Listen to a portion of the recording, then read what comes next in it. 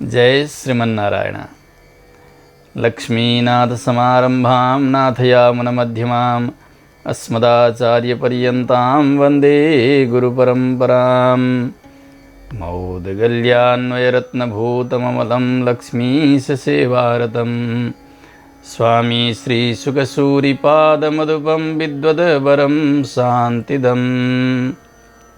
श्रीमद्भागवतादिशास्त्ररसिकं स्वाचार्यनिष्ठं सदा श्रीमद्देवकीनन्दनं गुरुवरं वन्दे कृपासागरं। चिदचित्परतत्त्वानां तत्त्वयाथार्थ्यवेदिने रामानुजाय मुनये नमो मम गरीयसे। ज्ञानानन्दमयं देवं निर्मलस्फटिकाकृतिम् आधारं सर्वविद्यानां हयग्रीवमुपास्महे। आपदामपहर्तारं दातारं सर्वसम्पदां लोकाभिरामं श्रीरामं भूयो भूयो नमाम्यहम्। कृष्णाय वासुदेवाय हरये परमात्मने प्रणतक्लेशनाशाय गोविन्दाय नमो नमः।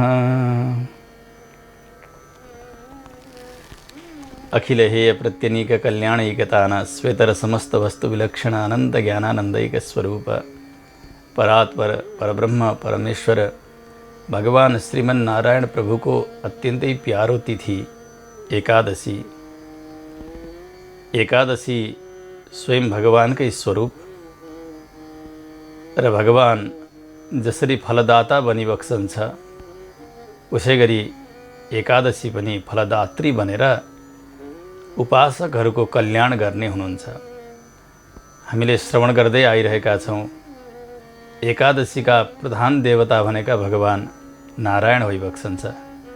भगवानका हात चार छन्, चारमा शङ्ख चक्र गदा पद्म विराजित छन्। त्यसै गरी चार प्रकारका पुरुषार्थहरू शास्त्रले बताउनु भएको छ, धर्म अर्थ काम र मोक्ष। यी चार हातबाट भगवानले चार प्रकारका पुरुषार्थहरू दिनुहुन्छ। यो तात्पर्य आचार्यहरूले बताउनु भएको छ। भगवानको दिन भएको हुनाले हरिवासर, द्वादशीले स्पर्श गरिएको तिथि एकादशी तिथि व्रतका लागि अत्युत्तम मानिएको, त्यसकारणले द्वादशी व्रत, एकादशी व्रत, विष्णु व्रत, वैष्णव व्रत आदि गरिएका अनेकन नामहरू एकादशीका हामीले श्रवण गर्दै नै आइरहेका छौँ। उपवास केका लागि र उपवासबाट के लाभ हुन्छ यो पनि एउटा चिन्तनीय विषय हो। भौतिक हिसाबबाट हेर्ने हो भने पनि 15 दिनमा एक दिन उपवास रहनु, खाली पेट रहनु स्वास्थ्यका लागि लाभदायक रहन्छ। एकै प्रकारको अन्न निरन्तर हामीले ग्रहण गरिरह्यौँ भने स्वास्थ्य त्यति ठिक रहँदैन। प्रत्येक 15 दिनमा गएर अल्पाहार गरिदिने अथवा फलाहार गरिदिने अथवा पूर्णतया निराहार रहने, यी प्रक्रियाहरूले हाम्रो शरीरलाई स्वास्थ्यमा साथ दिन्छन्। जसरी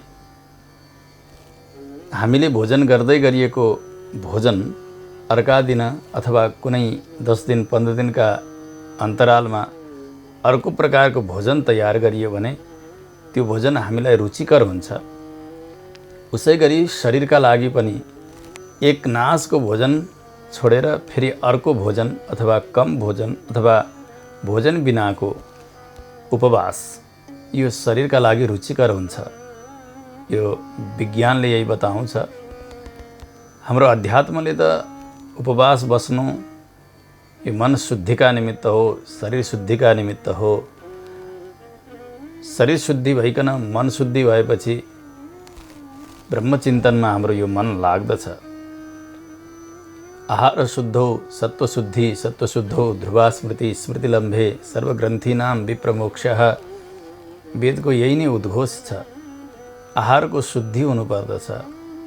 अरू बेला गरिने आहार पनि शुद्ध आहार हुनुपर्छ। शुद्ध आहार गरिरहँदा पनि अन्नाहारभन्दा फलाहार ब्रह्मचिन्तनका निमित्त अति अनुकूल मन निर्माणका लागि बन्दछ भनेर ऋषिहरूले वनमा जाने, कन्दमूल भोजन गर्ने, फलाहार गर्ने अथवा रुखका पातहरू भोजन गरेर तपस्या गर्ने यस प्रकारका ऐतिह्यहरू हामीले पुराणद्वारा श्रवण गरेका छौँ। यो विज्ञानका हिसाबले पनि र अध्यात्मका हिसाबले पनि उपवास अत्यन्तै महत्त्वपूर्ण छ। त्यसमा पनि भगवानको व्रत भएको हुनाले यहाँको ऐश्वर्य होस्, स्वर्गादि सुख होस् अथवा भक्ति प्राप्तिका निमित्त होस् अथवा मुक्तिका निमित्त होस्, जुनसुकै कामनाले पनि एकादशीको व्रत गर्न सबै प्रकारका अधिकारीहरूका लागि उपयुक्त छ भनेर तमाम शास्त्रहरूले बताउनु भएको छ। एकादशी व्रतहरूको राजा। एकादशी व्रत गरिकन अरू व्रत गर्न सकियो भने अरू व्रतहरू पनि सफल हुन्छन्, तर एकादशीलाई छोडेर एकादशीमा भने भोजन गरेर खाने नखाने इत्यादि खाएर अनि अरू चाहिँ धेरै व्रत गरिए हप्ताभरिमा ती कुनै व्रतको पनि केही काम छैन। हामीले यो पहिल्यैबाट सुन्दै आइरहेका छौँ। एकादशी व्रत नगरिकन अरू व्रत गर्नुको अर्थ रहँदैन, किनभने शुद्धिका निमित्त गरिने र भक्तिका निमित्त गरिने यो व्रत भएको हुनाले सबै व्रतको मूल हो, मूल जरो हो। यसलाई सुरक्षित राख्न सक्यो भने मात्रै माथिका अरू हाँगा, पात, मुना, पुष्प, फल सबैमा बल आउँछ, यी सबै झाँगिन्छन्। त्यसो भएको हुनाले एकादशी गरेर नै अरू व्रतहरू गर्नुपर्दछ।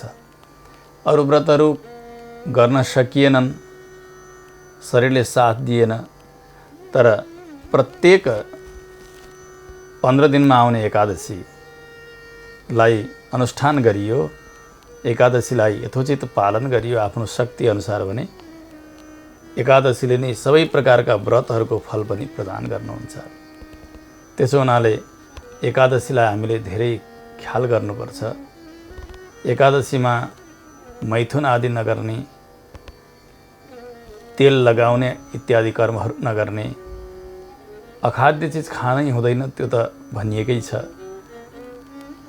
अरू पनि त्यस्ता निषिद्ध कर्महरू जुन कर्म पापका निमित्त भनेर बताइएका छन् शास्त्रमा, त्यस प्रकारका कर्महरू हामीले गर्नुहुन्न एकादशीमा। एकादशीको महिमालाई तमाम पुराणहरूले वर्णन गर्नुभएको छ। त्यसमध्ये भविष्योत्तर पुराण, जहाँ एकादशीको मुक्तकण्ठले प्रशंसा गरिएको छ, तत्तत स्थलमा भएका एकादशीका महात्म्यहरूलाई सङ्ग्रह गरेर एकादशी व्रत महात्म्य भन्ने यो क्रम र त्यसको उपदेश आचार्यहरूले गर्दै आउनु भएको छ, जसको क्रम हामीले पनि प्रारम्भ गरेका छौँ। गएको एकादशी मार्ग कृष्ण पक्षकी एकादशी अर्थात् मङ्सिर कृष्ण पक्षकी एकादशी, जसको नाम उत्पन्ना अथवा उत्पत्तिका यी नामले बताइने एकादशी, एकादशीको उत्पत्ति कसरी भयो र एकादशीको सामर्थ्य के छ, एकादशीको स्वरूप के हो भनेर हामीले विस्तारसँग गएका श्रृङ्खलामा श्रवण गऱ्यौँ। भगवानका श्री विग्रहबाट एकादशीको उत्पत्ति भयो। यसबाट के जान्नुपर्छ भने भगवान श्रीमन्नारायण प्रभुको दिव्य तेज नै एकादशी, दिव्य शक्ति नै एकादशी। एकादशी भन्नु र भगवान भन्नुमा कति पनि अन्तर छैन, यही कुरा बुझ्दै आएका छौँ। पहिले संस्कृत मूलपाठलाई श्रवण गरिकन अनि कथासारलाई सुन्ने, त्यसो गर्दा देवभाषा भगवानका लागि प्यारो हुने, संस्कृत भाषा श्रवण गरिसक्दा हाम्रा पनि अनेक कल्मषहरू नष्ट हुने र के महात्म्य रहेछ त आफ्ना भाषामा बुझ्नका लागि कथा पनि सुन्नुपर्ने, यी दुवै अनिवार्य कर्म हुन्। त्यसो हुनाले पहिले हामी संस्कृत मूलपाठलाई दत्तचित्त भएर हात जोडेर भगवानलाई हृदयमा विराजमान गराएर श्रवण गरौँ। त्यस पछाडि आजकी एकादशीको कथासारलाई पनि श्रवण गर्नेछौँ। ओम श्री परमात्मने नमः। कृष्णाय वासुदेवाय हरये परमात्मने प्रणतक्लेशनाशाय गोविन्दाय नमो नमः। अथ द्वितीयोऽध्यायः। युधिष्ठिर उवाच वन्दे विष्णुं प्रभुं साक्षात् लोकत्रयसुखप्रदं विश्वेशं विश्वकर्तारं पुराणं पुरुषोत्तमं। वन्दे विष्णुं प्रभुं साक्षात् लोकत्रयसुखप्रदं विश्वेशं विश्वकर्तारं पुराणं पुरुषोत्तमं। पृच्छामि देवदेवेश संशयोऽस्ति महान् मम लोकानां तु हितार्थाय पापानां च क्षयाय च। मार्गशीर्षे शिते पक्षे किं नामैकादशी भवेत् कीदृशश्च विधिस्तस्याः को देवस्तत्र पूज्यते। एतदा चक्ष्व मे स्वामिन् विस्तरेण यथा तथं। श्रीभगवानुवाच सम्यक् पृष्टं त्वया राजन् साधु ते विपुलं यशः कथयिष्यामि राजेन्द्र हरिवासरमुत्तमम्। उत्पन्ना सा शिते पक्षे द्वादशी मम वल्लभा मार्गशीर्षे समुत्पन्ना मम देहान्नराधिप मुरासुरवधार्थाय प्रख्याता मम वल्लभा कथिता सा मया चैव त्वदग्रे राजसत्तमा। पूर्वमेकादशी राजन् त्रैलोक्ये सचराचरे मार्गशीर्षे शिते पक्षे चोत्पत्तिरिति नामतः। अतः परं प्रवक्ष्यामि मार्गशीर्षे शितां तथा। तस्याः श्रवणमात्रेण वाजपेयफलं भवेत् मोक्षा नाम्नीति विख्याता सर्वपापहरा परा। देवं दामोदरं तस्यां पूजयेच्च प्रयत्नतः तुलस्या मञ्जरीभिश्च धूपदीपैर्मनोरमैः। शृणु राजेन्द्र वक्ष्यामि कथां पौराणिकीं शुभाम्। अधोगतिं गता ये वै पितृमातृसुतादयः अस्याः पुण्यप्रभावेण स्वर्गं यान्ति न संशयः। एतस्मात् कारणात् राजन् महिमानं शृणुष्वतं। चम्पके नगरे रम्ये वैष्णवैः सुविभूषिते वैखानसेति राजर्षिः पुत्रवत् पालयन् प्रजाः। द्विजाश्चान्ये वसन्तत्र चतुर्वेदपरायणाः। एवं स राज्यं कुर्वाणो रात्रौ तु स्वप्नमध्यतः ददर्श जनकं स्वं तु अधो योनिगतं नृप। एवं दृष्ट्वा तु तं तत्र विस्मयोत्फुल्ललोचनः द्विजान् आहूय प्रातर्हि तान् प्रणम्य विनम्रतः कथयामास वृत्तान्तं द्विजाग्रे स्वप्नसम्भवं। राजोवाच मया तु स्वपिता दृष्टो नरके पतितो द्विजाः तारयस्वेति मां तात अधो योनिगतं सुताम् इति ब्रुवाणः स तदा मया दृष्टः पिता स्वयं। तदा प्रभृति भो विप्रा नाहं शर्म लभाम्यहो। एतद्राज्यं मम महद् असह्यम् असुखं तदा अश्वागजारथाश्चैव मे रोचन्ते न सर्वथा। न कोऽसोऽपि सुखायेति न किञ्चित् सुखदं मम न दारा न सुता मह्यं रोचन्ते द्विजसत्तमाः। किं करोमि क्व गच्छामि शरीरं मे सुदह्यते दानं व्रतं तपो योगो येनैव मम पूर्वजाः मोक्षमायान्ति विप्रेन्द्रास्तदेव कथयन्तु मे। किं तेन जीवता लोके सुपुत्रेण बलीयसा पिता तु यस्य नरके तस्य जन्म निरर्थकम्। ब्राह्मणा ऊचुः पर्वतस्य मुनेरत्र आश्रमो निकटे नृप गम्यतां राजशार्दूलभूतं भव्यं विजानतः। तेषां श्रुत्वा ततो वाक्यं वैखानो राजसत्तमः जगाम तत्र यत्रासौ आश्रमे पर्वतो मुनिः। ब्राह्मणैर्वेष्टितः शान्तैः प्रजाभिश्च समन्ततः आश्रमो विपुलस्तस्य मुनिभिः सन्निसेवितः ऋग्वेदिभिर्याजुषैश्च सामाथर्वणकोविदैः। वेष्टितो मुनिभिस्तत्र द्वितीय इव पद्मजः दृष्ट्वा तं मुनिशार्दूलं राजा वैखानसस्तदा जगाम चावनिं मूर्ध्ना दण्डवत् प्रणनाम च पप्रच्छ कुशलं तस्य सप्तस्वङ्गेष्वसौ मुनिः। राज्ये निष्कण्टकत्वं च राजसौख्यसमन्वितं। राजोवाच तव प्रसादात् भो विप्र कुशलं मेङ्गसप्तके विभवेष्वनुकूलेषु कश्चिद् विघ्न उपस्थितः एतन्मे संशयं ब्रह्मन् प्रष्टुं त्वां च समागतः।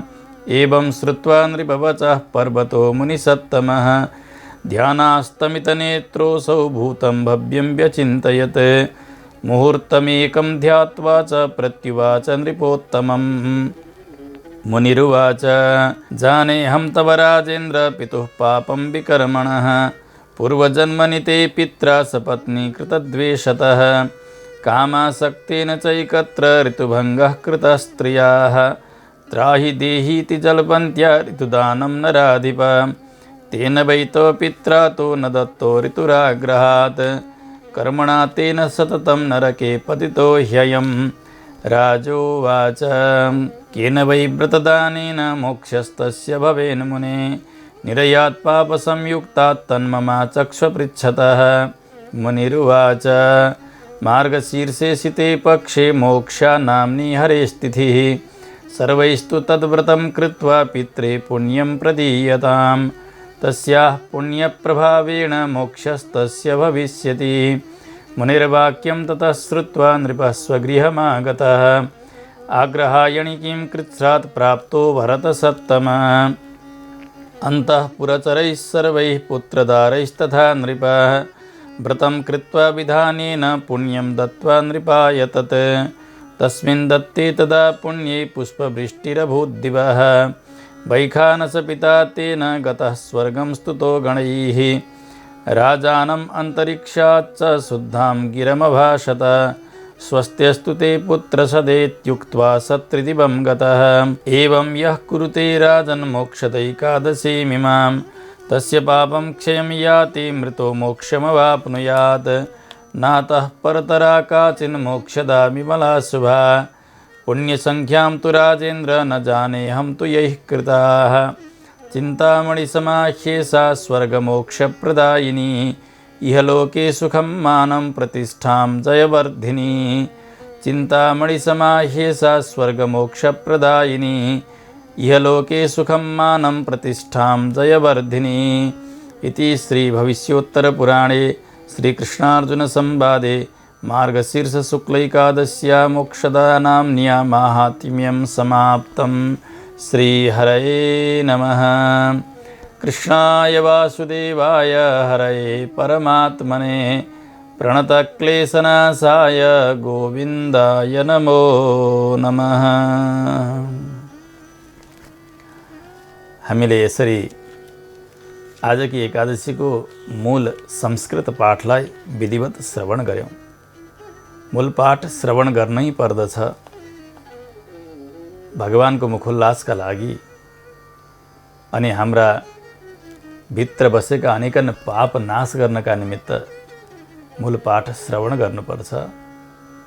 अनि एकादशीमा निष्ठा बनाउन र एकादशीका देवता भगवानमा भक्ति बनाउनका निमित्त आफ्ना भाषामा यो महात्म्यलाई सुन्नु पनि पर्दछ।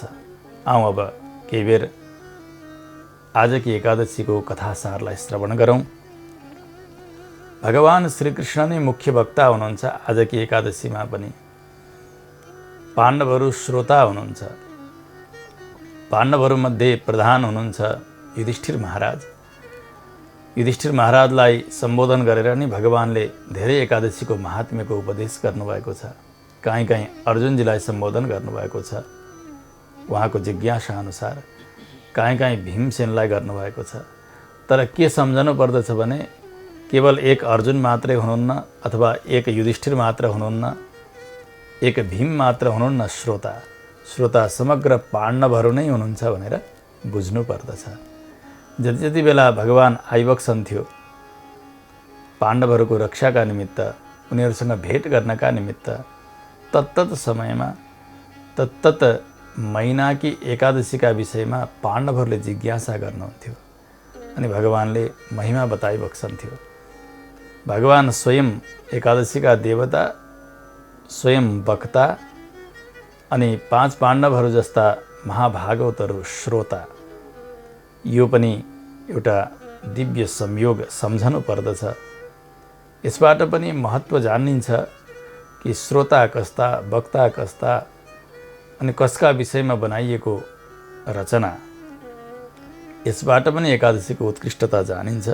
आज मङ्सिर शुक्ल पक्षकी एकादशीका विषयमा पनि महाराज युधिष्ठिरले जिज्ञासा गर्नुभयो भगवानसँग। प्रभो वन्दे विष्णुं प्रभुं साक्षात् लोकत्रय सुखप्रदं विश्वेशं विश्वकर्तारं पुराणं पुरुषोत्तमं। भगवान हजुरलाई बार बार वन्दना छ। हजुर नारायण भइबक्सन्छ। तिनै लोकलाई सुख प्रदान गर्नेवाला हुनुहुन्छ।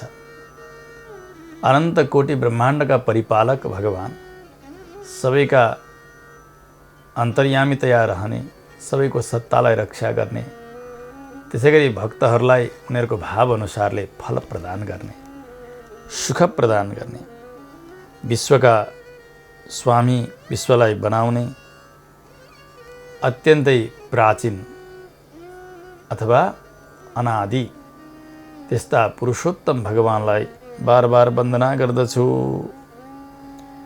हे देवदेवेश, मलाई एउटा संशय भएको छ।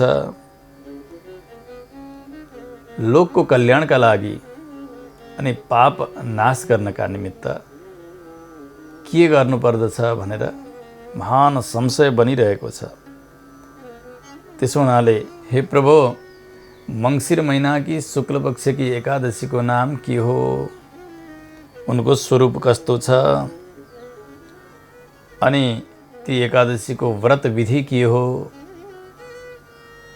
मङ्सिर शुक्ल पक्षकी एकादशीमा कुन देवताको आराधना गरिन्छ? प्रधान देवता को हुनुहुन्छ? त्यो पनि हजुरले बताइबक्स्योस्, विस्तारपूर्वक बताइबक्स्योस्। जस्तो स्वरूप हो, जस्तो विधान हो, कृपा गरेर।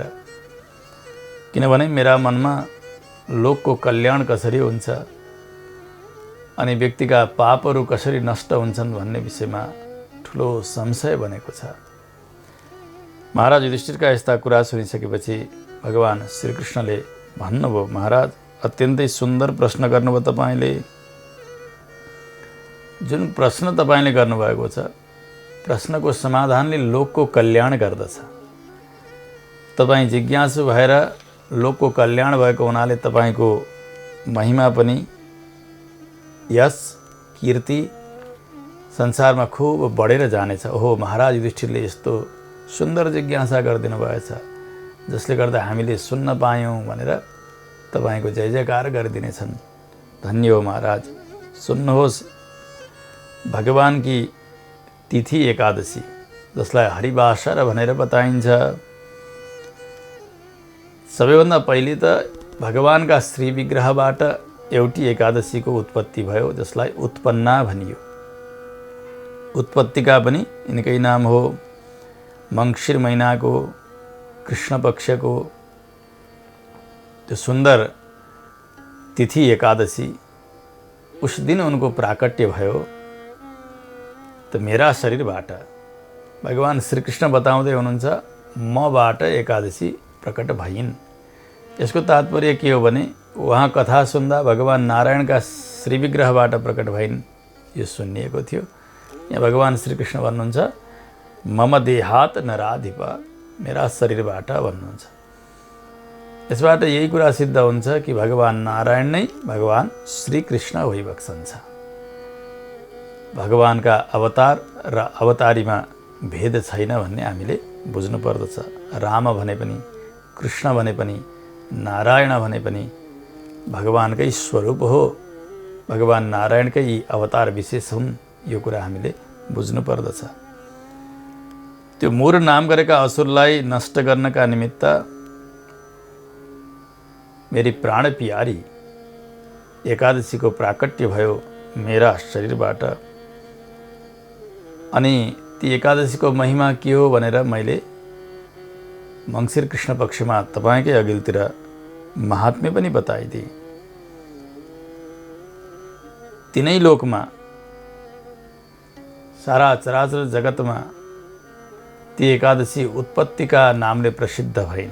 किनभने मेरा शरीरबाट उत्पत्ति भएको थियो उनको। अब चाहिँ मङ्सिर महिना की शुक्ल पक्ष की एकादशीका विषयमा म तपाईँलाई बताउँछु। सुन्नुहोस्। जुन एकादशीको महात्म्य श्रवण गर्नाले मात्रै पनि वाजपेय नाम गरेका यज्ञको जति फल हो त्यति फल प्राप्त हुन्छ व्यक्तिलाई। यी एकादशीको नाम हो मोक्षा। मोक्षा नाम्नीति विख्याता सर्वपापहरा परा।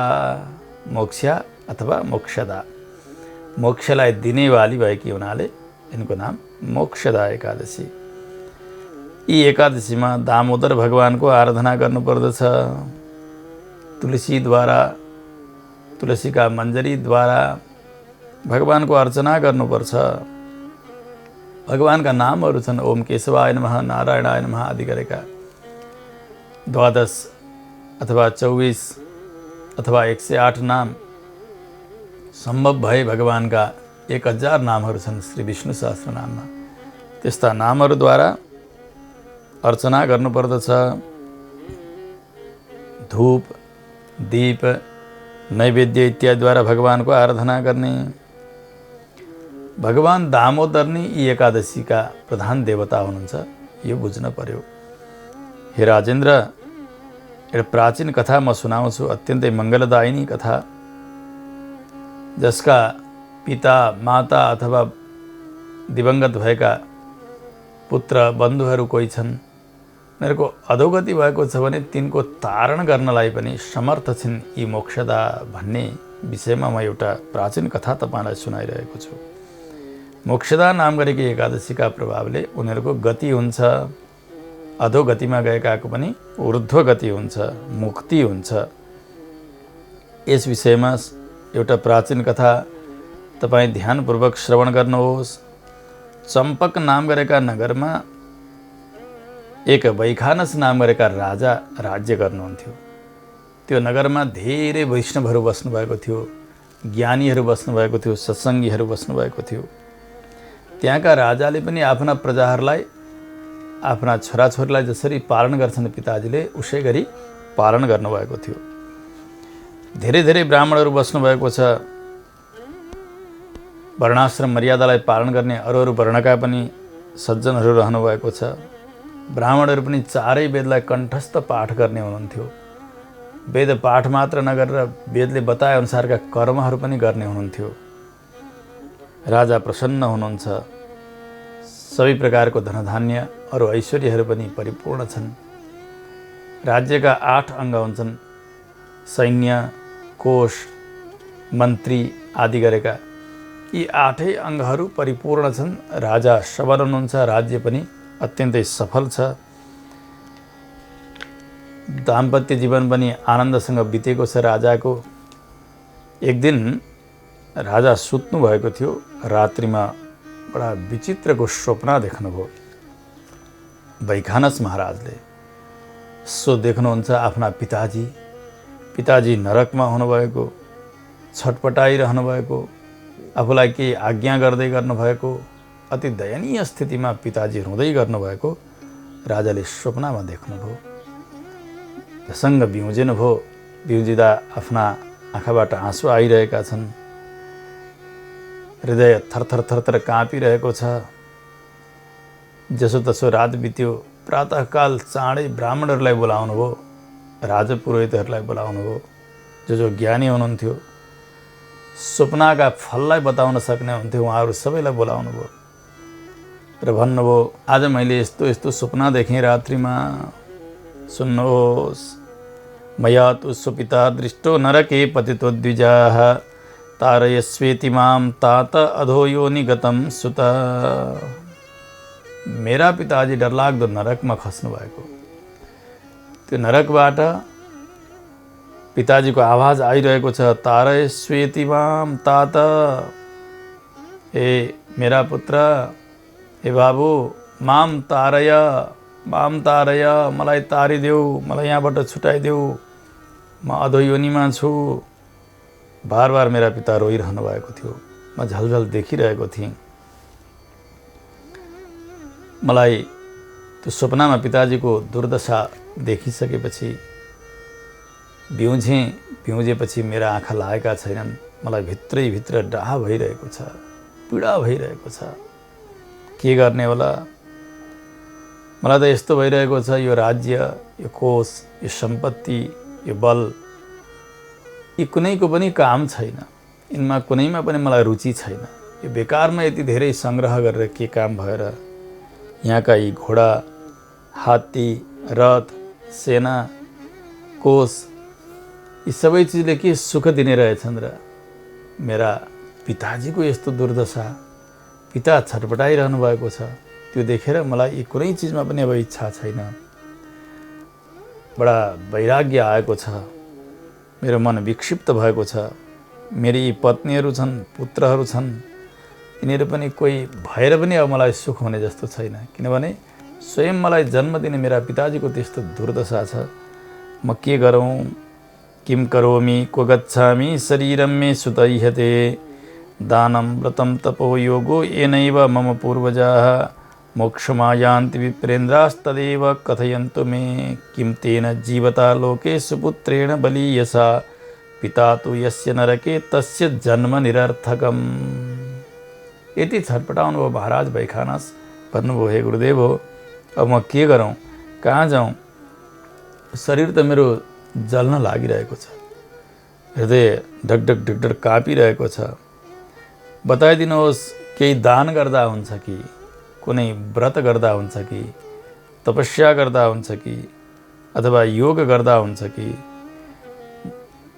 जुन साधना मैले गर्दिनाले गर्दा, जुन उपायको अनुष्ठान गर्नाले गर्दा मेरा पूर्वजहरूको सद्गति होस्, खास गरी मेरा पिताजीको मुक्ति होस्, त्यस्तो केही उपाय छ भने आज्ञा होस्, म त्यो गर्न तयार छु।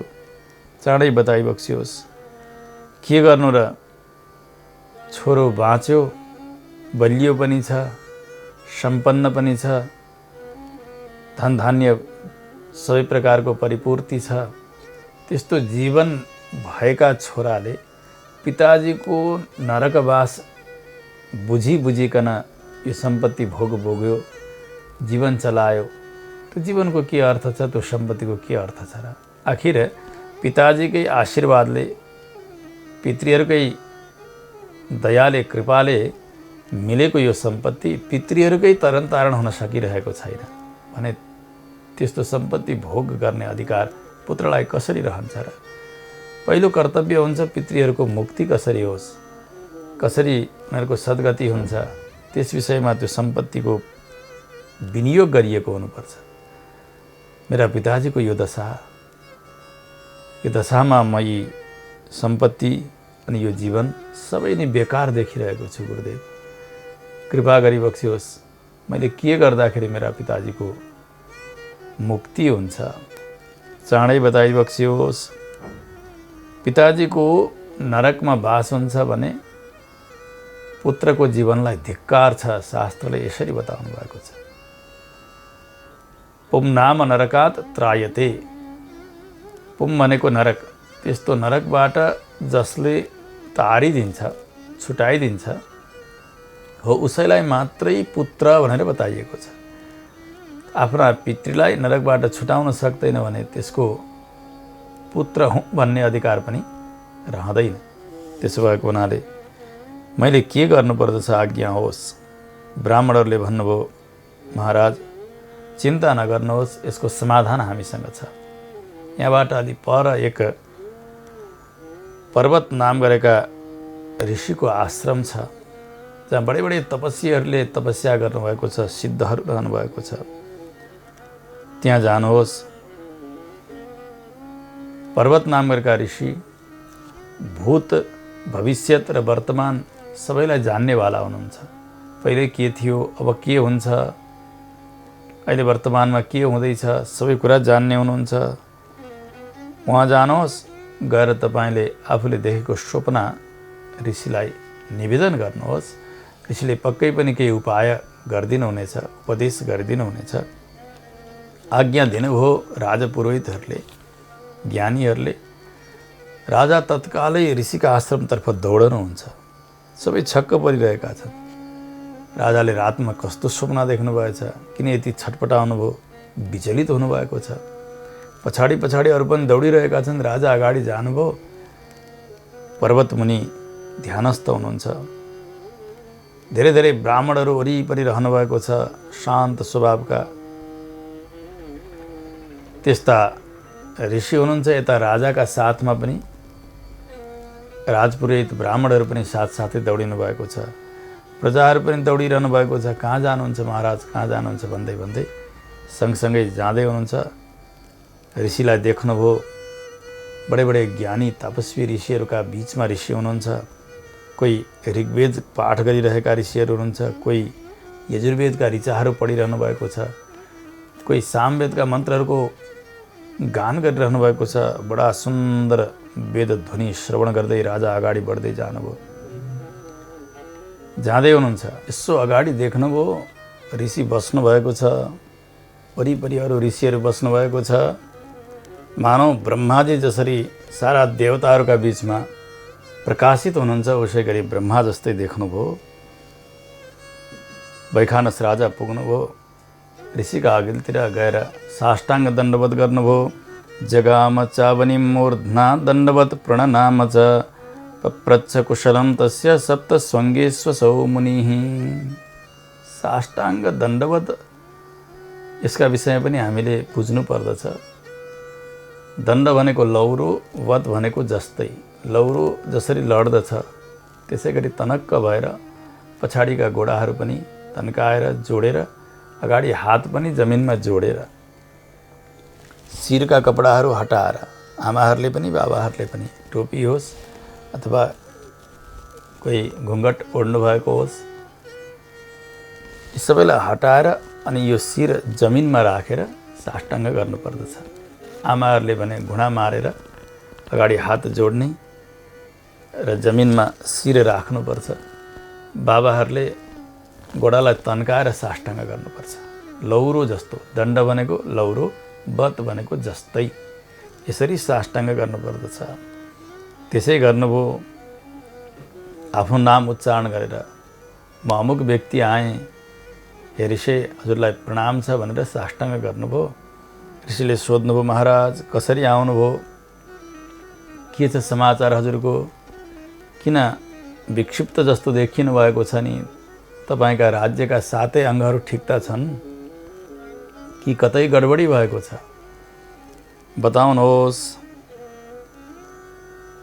हजुरको निष्कण्टक राज्य जसमा कसै शत्रुहरूको दृष्टि परेको छैन, त्यस्तो राज्यमा कतै कुनै प्रकारको आपत्ति त आएको छैन, के भयो?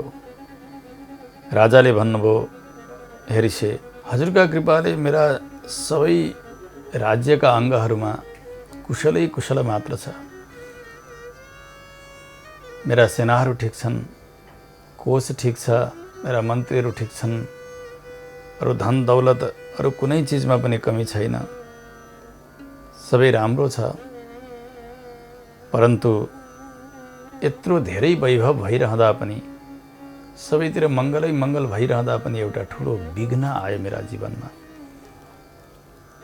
त्यो एउटा विघ्नले म विक्षिप्त बनेको छु, मनमा शान्ति छैन। त्यो विघ्न निवारण गर्नका निमित्त म मेरा गुरुदेवहरूका आज्ञाले हजुरका सन्निधिमा आएको छु। हे ऋषि बताइ बक्सियोस्। यसो भयो, रात्रिमा मैले सपना देखेँ, मेरा पिताजी नरकमा पाक्दै हुनुहुन्छ, चिच्याउँदै हुनुहुन्छ, हे पुत्र मेरो उद्धार गरिदेऊ, मलाई यहाँबाट छुटाइदेऊ, मेरो यो दुर्दशा भयो। यसरी छटपटाउनु भएको पिताजीलाई देखेँ। पिताजी जसरी छटपटाउनु भएको छ, सपना देखेबाट मलाई पनि त्यस्तै छटपटी भइरहेको छ। मलाई यो बलले, यो सुखले, यो राज्य सुख, यी सबैले गिज्या जस्तो भइरहेको छ। किन चाहियो यत्रो धेरै सुख, जसका पिताजीको यस्तो दुर्दशा छ? पितालाई तारण गर्न नसक्ने पुत्र, उसले बाँचेर के काम छ? मलाई यस्तो पीडा भयो। के गरी मेरा पिताजीको कल्याण होला? हजुर त सबै जान्ने भइबक्सन छ। पहिले के थियो, अहिले के हुँदैछ, पछि के हुनेछ, सबै जान्ने त्रिकालदर्शी हुनुहुन्छ। हे ऋषि बताइ बक्सियोस्, मेरा पिताको कल्याण के गरी हुन्छ? मैले पिताजीका लागि के गरिदिनु पर्दछ? राजाको यस्तो छटपटाहटलाई देखेर र सुनेर ऋषिले केही बेर आँखा बन्द गर्नुभयो। भूत भविष्य वर्तमान सबै देख्नुहुन्थ्यो अनि आँखा खोल्नुभयो एक मुहूर्त पछाडि र भन्नुभयो, महाराज मैले सबै देखेँ, के कारणले तपाईँका पिताजीको यस्तो दुर्दशा भयो त्यो पनि मैले बुझेको छु र उहाँको कल्याणका लागि तपाईँले के गरिदिनुपर्छ त्यो उपाय पनि म बताउँछु, सावधान भएर सुन्नुहोस्। पूर्वजन्मनि ते पित्रा सपत्नी कृतद्वेषतः कामासक्तेन च एकत्र ऋतुभङ्गः कृतस्त्रियाः।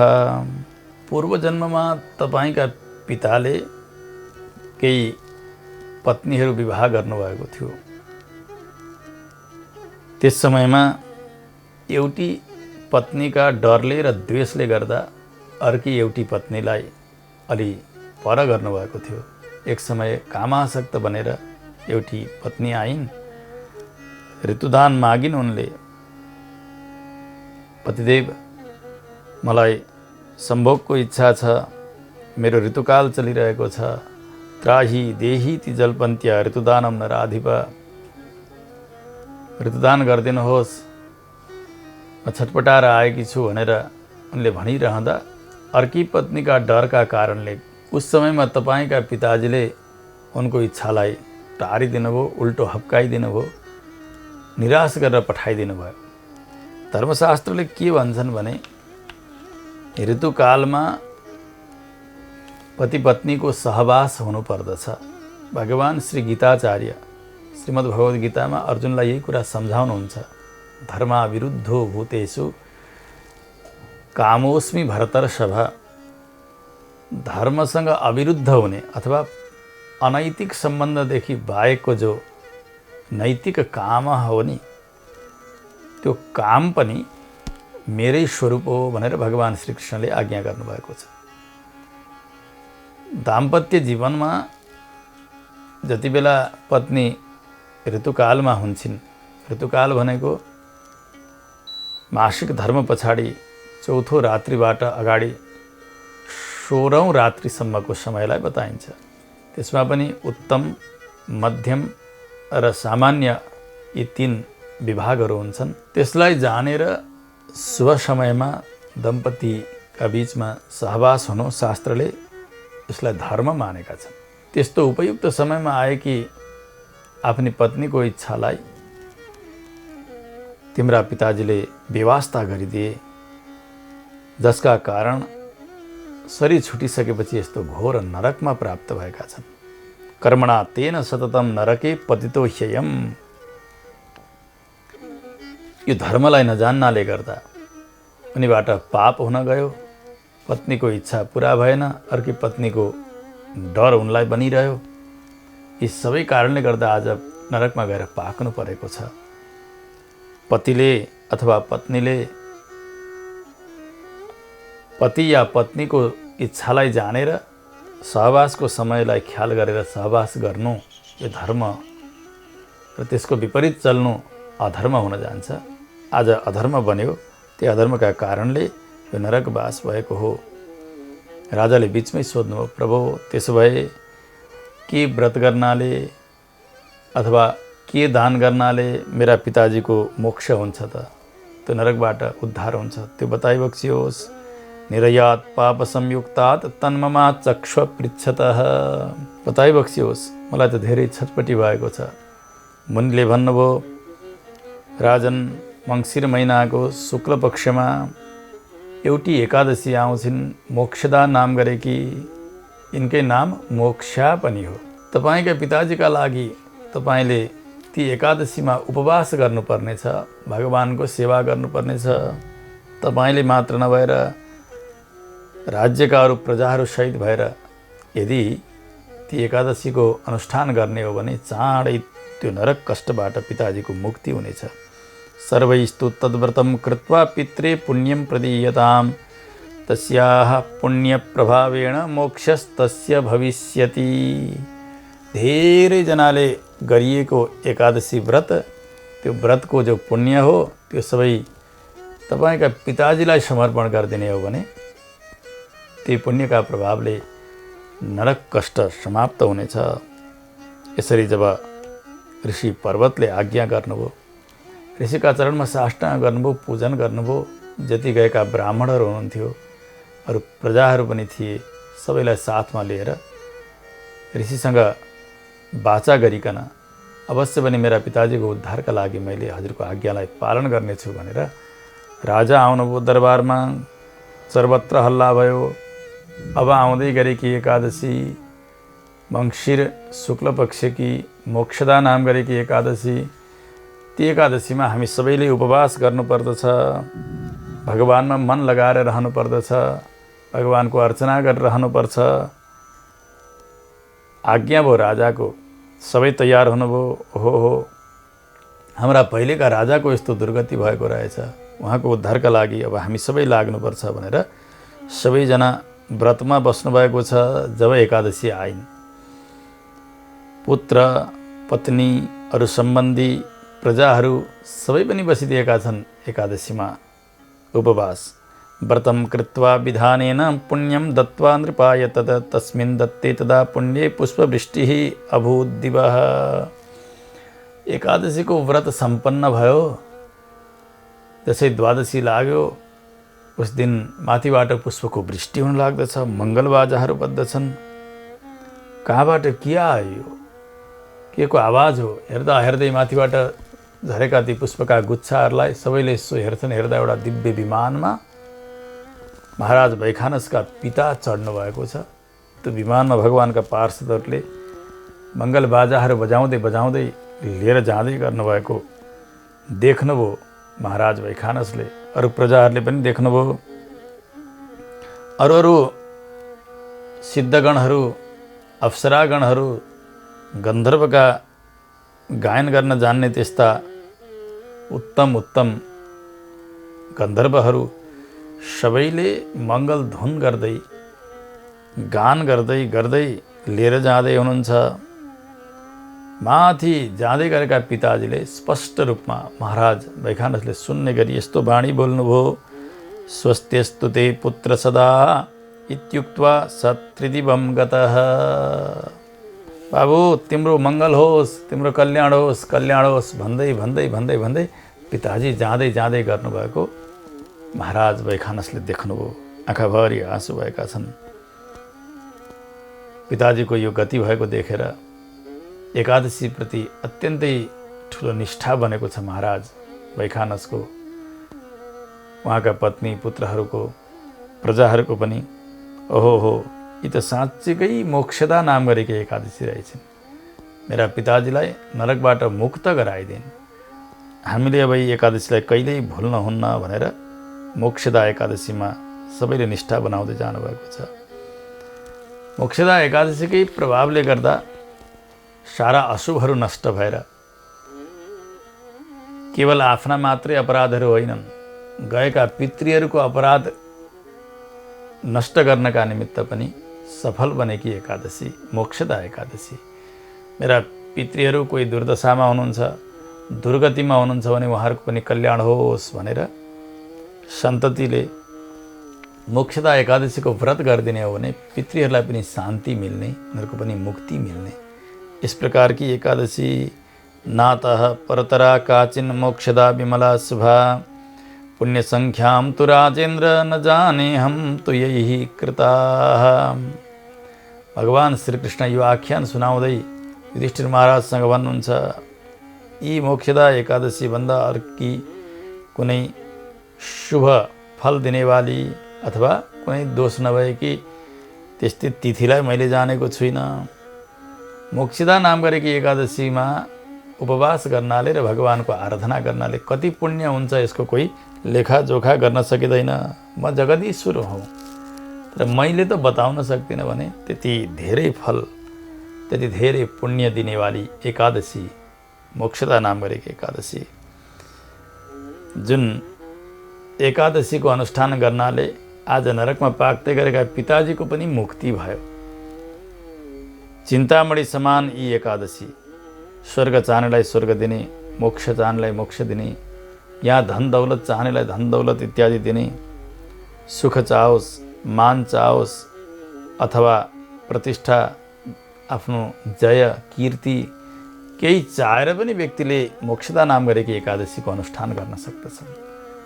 सबै प्रकारको फल प्रदान गर्ने मोक्षदा एकादशी, वैखानस राजाका पिताजीको पनि उद्धार गर्ने एकादशी, हामीबाट जानेर नजानेर गरिएका अपराधहरू, त्यस प्रकारका अपराधले भोग्नुपर्ने कष्टकर भोगहरू, ती सबैबाट छुटकारा गराइदिने एकादशी मोक्षदा नाम गरेको एकादशी। महाराज, तपाईँलाई मैले बताएँ यी एकादशीलाई ख्याल गर्नुहोला र एकादशीको अनुष्ठान गर्नुहोला भनेर भगवान श्रीकृष्णले युधिष्ठिर महाराजलाई मुख्य श्रोता बनाएर, सारा पाण्डवहरूलाई निमित्त बनाएर हामी सबैलाई कृपा गर्नुभएकी एकादशी मोक्षदा नाम गरेकी एकादशीको महिमालाई हामीले संक्षेपमा कथासारका क्रमले श्रवण गऱ्यौँ। यी एकादशीमा हाम्रो निष्ठा बनोस्। एकादशीले मुक्ति दिने भन्ने तात्पर्य के हो भने, एकादशीका प्रधान देवता भगवान नारायण हुनुहुन्छ। भगवानले नै मोक्ष दिने, जो मोक्षका अधिपति हुनुहुन्छ। त्यस्ता भगवानमा निष्ठा बन्नु र भगवानले कृपा अवश्य गर्नुहुन्छ भन्ने भाव बताउनु आजकी एकादशीको कथासार हो। यिनै बाणी भगवानका चरणमा समर्पण गर्दै कथालाई यहीँ विश्राम गरिन्छ। जय श्रीमन्नारायण।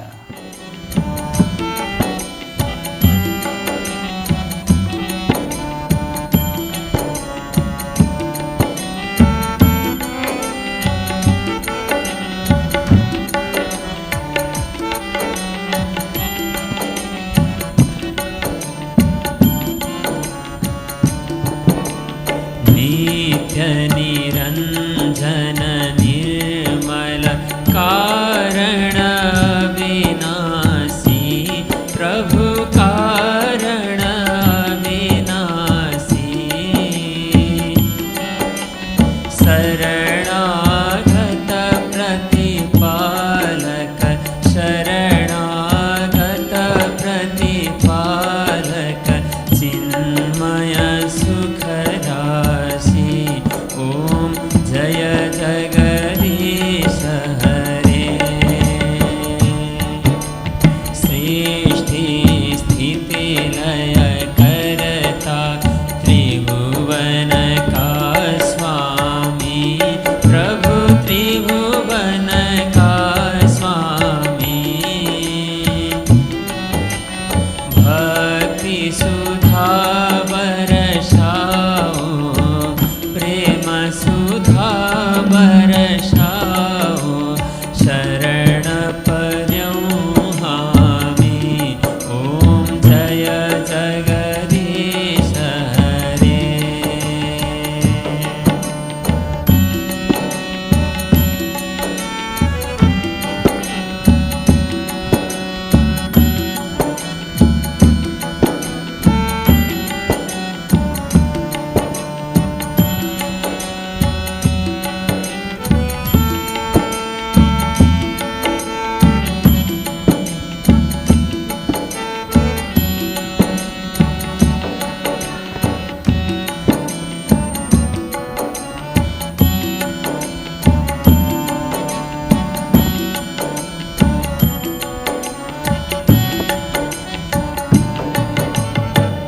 युग युग पालन करछौं, अगणित रूप धरी, प्रभु अगणित रूप धरी,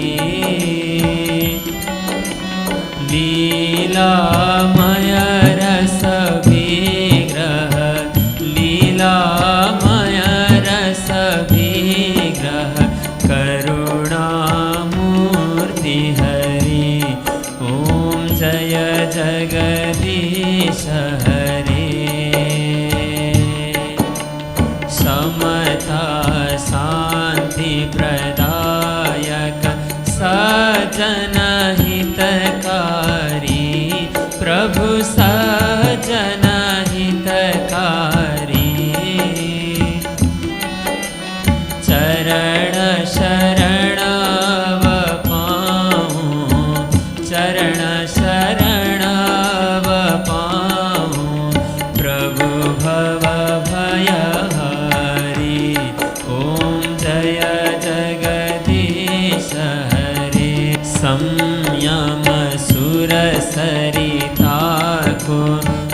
अविरल धार बहोस, प्रभु अविरल धार बहोस।